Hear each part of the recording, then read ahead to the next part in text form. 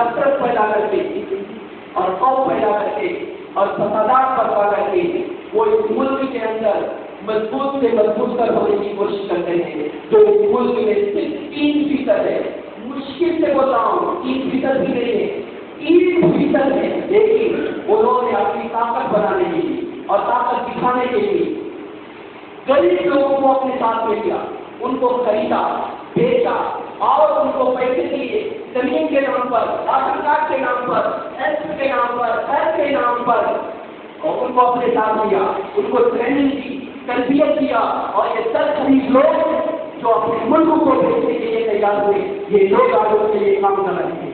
ایسے لوگوں کو بھی آپ کو سمجھانا ہے، آپ کو سمجھانا ہے کہ یہ جس کے روپے پر، جن کے پیسے پر تم پڑ رہے ہو، وہ ہمارا بھی پیسہ لے کر کے ہم کو یہ آپس میں لڑا رہا ہے، وہ ہمارے ہی گھر میں آ کر کے ہمارے بیچ میں پھوٹ ڈال رہا ہے اور ہمارے اوپر ہی حکومت کر کے ہمیں ذلیل کر رہا ہے۔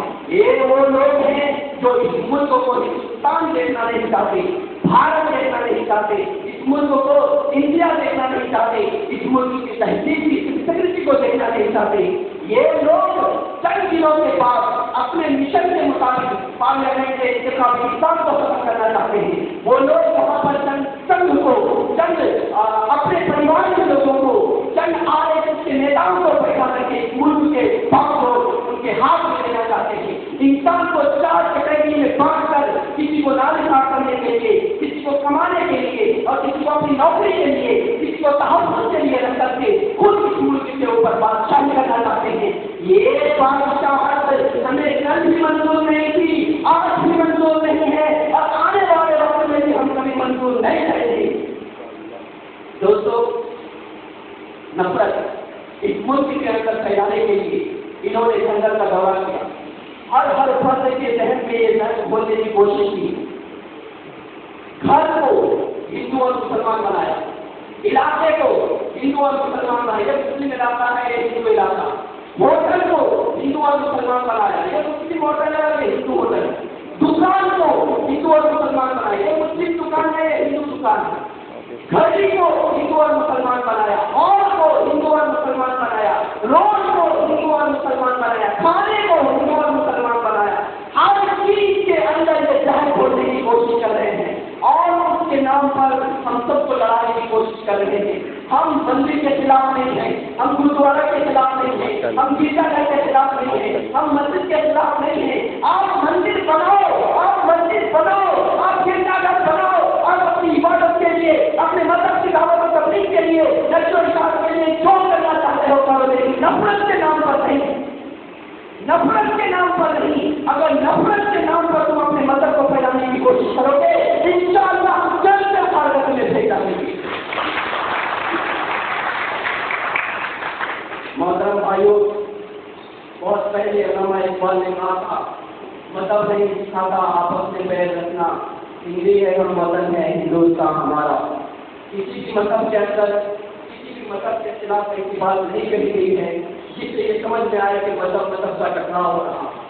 ایک مقامتی بات ہے، ہم آپ کو سمجھاتے ہیں، ہماری بات سمجھ میں آگے الحمدللہ، آپ ہم کو سمجھائیے، آپ کی بات ہم کو سمجھ میں آگے الحمدللہ، نہیں تو آپ اپنے مذہب پر رہیے، ہم اپنے مذہب پر، آپ اپنے کلچر میں رہیے، ہم اپنے کلچر میں۔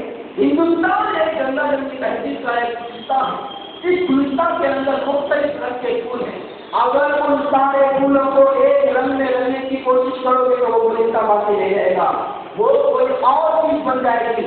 اس لیے اسے بالکل بھی بدلنے کی کوشش مت کرو، نہ مفاد پرستی کے قائل، نہ نفرتوں کے ہیں ہم، نہ نفرتوں سے ڈرتے ہیں، نہ مفاد پرستی کے قائل، نہ نفرتوں سے ڈرتے ہیں۔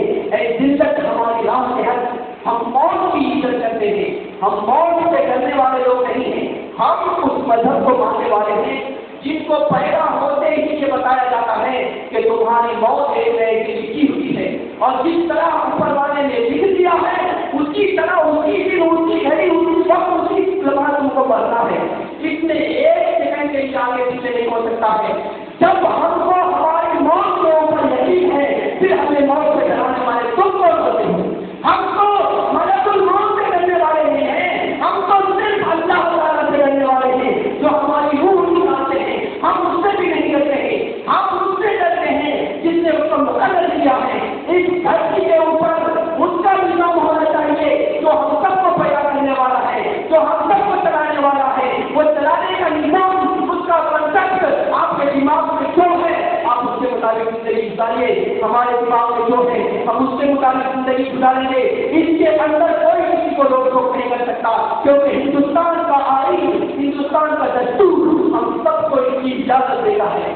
आप आर्टिकल 15 से लेकर के 32 तक और 32 से लेकर 55 तक का मुताला कीजिए, आप पढ़िए, आपको पूरा पता चलेगा कि किस मजहब का, किस मजहब के मानने वालों पर क्या क्या हुकूम है और हिंदुस्तान के अंदर रहने वाले हर शहरी के क्या क्या इख्तियारात हैं। वो इख्तियारात चुनने के लिए कॉन्स्टिट्यूशन से हमें दूर किया जा रहा है। ये दूर करना हमें मंजूर नहीं है। इसके लिए ऑल इंडिया इमाम काउंसिल ने इसके पहले पूरे हिंदुस्तान के अंदर तफरीक मुस्लिम हमें मंजूर नहीं के नाम से वही चलाई है, जिसके अंदर मुल्क के वज़ीर आज़म ने सबसे पहले ये बयान दिया था, इस मुल्क को सूफी इस्म चाहिए, वहाबी इस्म नहीं चाहिए। इस मुल्क को आबाद करने वाला सूफी मजहब है, वहाबी मजहब नहीं है। हम ये कहते हैं तू सबसे बड़ा गद्दार है जो अपने मुल्क में, अपने मुल्क के बाशिंदों के अंदर तफरीक पैदा करने का मैसेज दे रहा है। किसी भी वज़ीर आज़म को, वज़ीर आज़म की हैसियत से ये हम नहीं पहुंचता कि वो अपने मुल्क के बाशिंदों के अंदर मजहब के नाम पर या कल्चर के नाम पर या इलाके के नाम पर या ताक़ीबात के नाम पर तफरीक पैदा करे, और जो तफरीक पैदा करता है वो इस मुल्क का वज़ीर आज़म बनने का कायल है। मोहतरम भाइयों, जब भी मुल्क के ऊपर ऐसे हालात आए हैं और ये आइंदा भी आते रहेंगे और माजी में भी आ चुके हैं, तब इस मुल्क के बाशिंदों ने अपनी जान हथेली पर लेकर, अपना कफन करने पर लेकर मैदान के अंदर आया है। और आज हमें उम्मीद है कि मुल्क के कॉन्स्टिट्यूशन, मुल्क के निज़ाम, यहाँ के मुलाजिम की तहकीक को बढ़ाने के लिए आज फिर से मुल्क का हर बाशिंदा मैदान के अंदर जरूर आए। बातिल से डरने वाले ऐ आसमां नहीं हम, बातिल से डरने वाले ऐ आसमां नहीं हम, सौभार कर चुका है तो इम्तिहान हमारा, सरफरोशी की तमन्ना अब हमारे दिल में है, देखना है जोर कितना बाजुए कातिल में है। ये शेर मुसलमान ने नहीं, राम प्रसाद कृष्ण ने कहा था।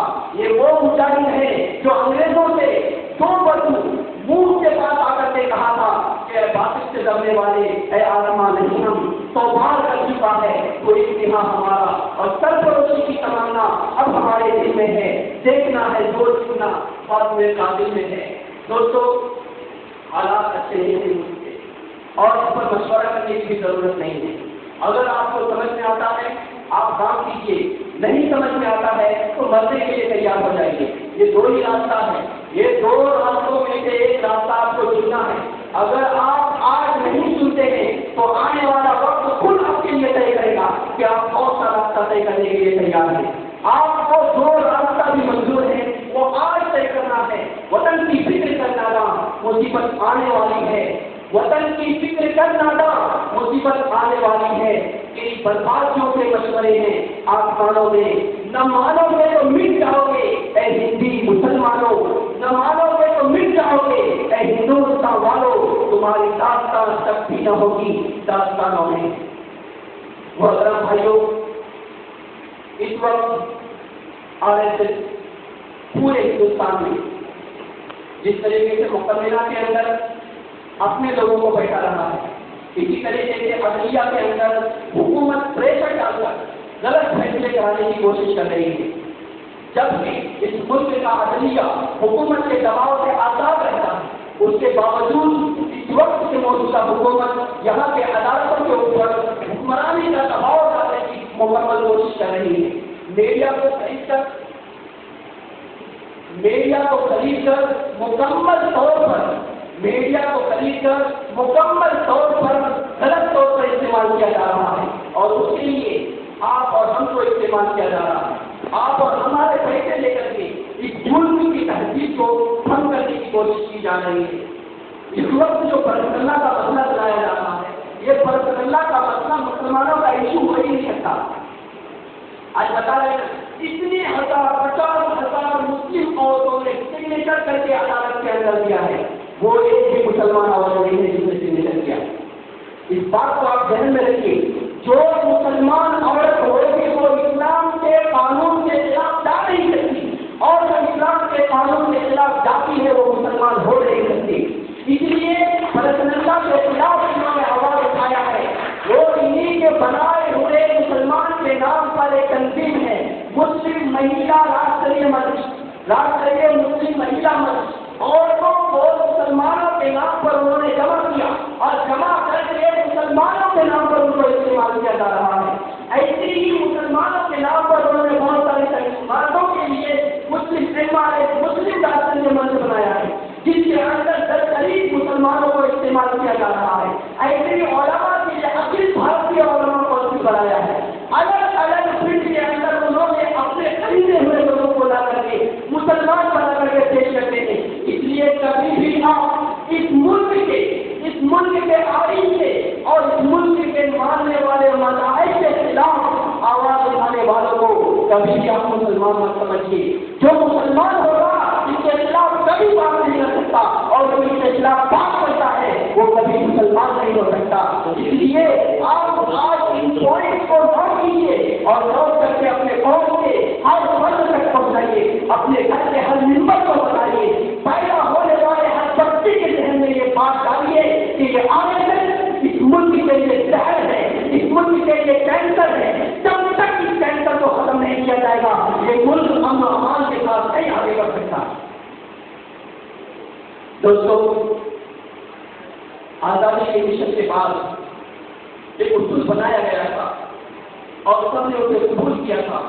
हम अपने बचपन के हालात में हम अपनी आंखों से देखते थे, हमारे यहाँ शादी होती थी, सारे गैर मुस्लिम उसके अंदर से शरीक होते थे। गैर मुस्लिमों की यहाँ शादी होती थी, सारे मुसलमान उसके अंदर शरीक होते थे। हर एक दूसरे के मजहब का ख्याल और रियायत करता था। कभी किसी के बीच दरमियान में लड़ाई नहीं हुई, कभी फसाद नहीं हुआ।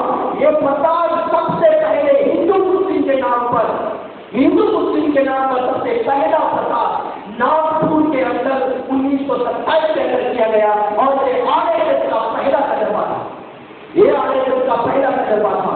वहां से इसकी तारीख शुरू होती है और आज तक हजारों की तादाद में पूरे मुल्क के अंदर जितने भी दहशत खजाना हमले हुए, हमला बोल रहा हूँ, फसाद नहीं बोल रहा हूँ, दंगा नहीं बोल रहा हूँ, जितने भी हमले हुए हैं वो सारे हमलों के पीछे आरएसएस के गुंडों का हाथ है। अगर हुकूमत अमानतदारी के साथ और इंसाफ के साथ तहकीक कराएगी तो उसे पता चलेगा कि ये सब आरएसएस के गुंडों की कार्यशाली है। और जब तक इन गुंडों को लगाम नहीं लगाया जाता इस मुल्क की आवाम और सुकून के साथ नहीं रह सकते। ये मुल्क बहुत नाजुक हालात में गुजर रहा, और इन नाजुक हालात में हम सबकी जिम्मेदारी बनती है कि हम इन नाजुक हालात को कंट्रोल करें।